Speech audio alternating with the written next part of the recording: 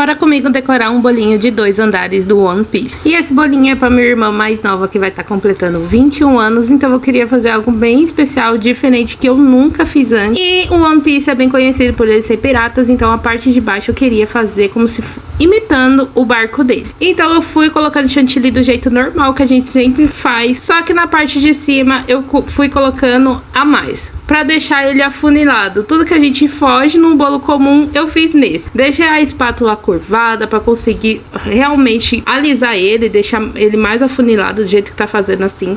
E esse formato de bolo, tanto pode ser pra imitar esse barco, imitar uma feijoada, imitar um vaso de flores, que fica legal. E depois que eu consegui alisar, eu passei o pincel reto pra dar uma textura imitando madeira. E depois de limpar o prato, eu vim com um palitinho de churrasco pra marcar ele e fazer uma marcação mais profunda, imitando como a gente faz os tijolinhos. Então eu fiz 3 risquinhos na horizontais e depois eu fui riscando ele na vertical, dando um espaço de 5 dedos em cada um, né? Depois eu fui fazendo ali umas ranhuras pra imitar madeira. Nada muito regular, muito à mão livre mesmo, só pra imitar as ranhuras. E com o mesmo chantilly marronzinho, eu peguei só com o adaptador de bico e fiz 2 riscas pra cima. O primeiro não deu certo porque o chantilly já tava meio mole, porque aqui em São Paulo tá um calor absurdo, então tava muito calor. O primeiro deu certo porque ele tava encostado no bolo, mas na hora que eu fui arrumar, com o peso do segundo, ele acabou caindo. Então eu fui lá, consertei, passei o pincel de novo,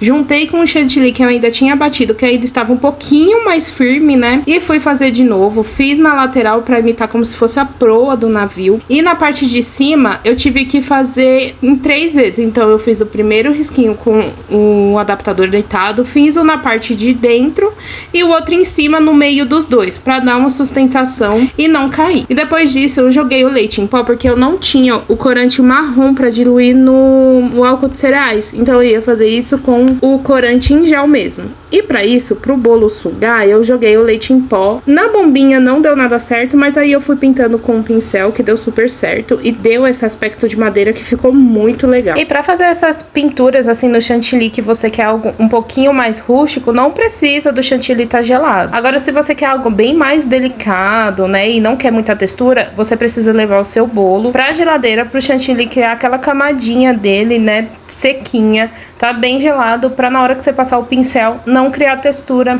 muito forte no chantilly. Mas como eu queria algo bem rústico mesmo, imitando madeira, eu já pintei ali na hora e deu certo. O bolo de cima era o mesmo recheio, né, de maracujá e chocolate, a massa chiffon de chocolate, eu acho que eu não falei isso no começo. O bolo de baixo era um bolo de 20 centímetros e esse é um de 15, tá? Então eu usei o meu guindaste aí, que é maravilhoso, que é a melhor coisa que eu inventaram pra fazer bolo de andar. E fui na teimosia, né, gente? Como eu comentei no começo pra vocês, o chantilly já estava um pouco mole por causa do calor. E eu querendo aproveitar esse chantilly marrom, eu fui colocando um azul nele. Então nesse primeiro deu essa cor perfeita de assim, um verde água, bem mar, né? E o resto eu queria fazer um degradê para um azul mais escuro. Então conforme eu fui colocando mais corante, fui trabalhando ele ficou extremamente mole no ponto de drip cake. Então, e eu vendo aquilo, eu falei, não vai dar certo, vai dar certo. E não deu, gente. Eu coloquei de cima. Na hora que eu fui alisar a parte de cima, todo o chantilly já escorreu.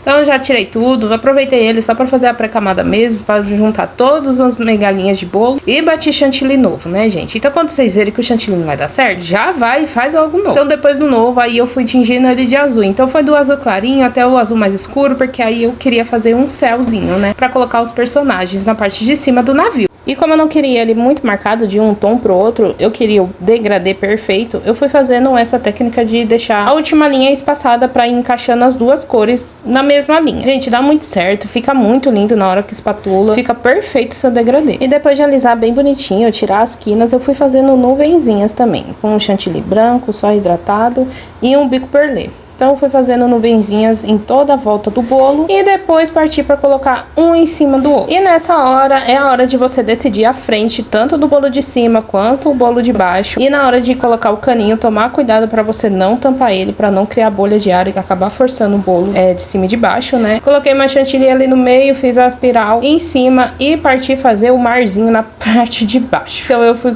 pegando esse biquinho, que ele é parecido com um 21 da Wilton, acho que é o pequeno. e fui fazendo esses deitados com o azul e depois eu finalizei com o branco, pra fazer ali um marzinho bem bonitinho na frente do bolo da minha irmã. E esse foi o resultado final do bolo da minha irmã com o topo. Gente, eu achei que ficou uma gracinha, ficou muito fofo. Rodei ele aí pra vocês verem todos os detalhes.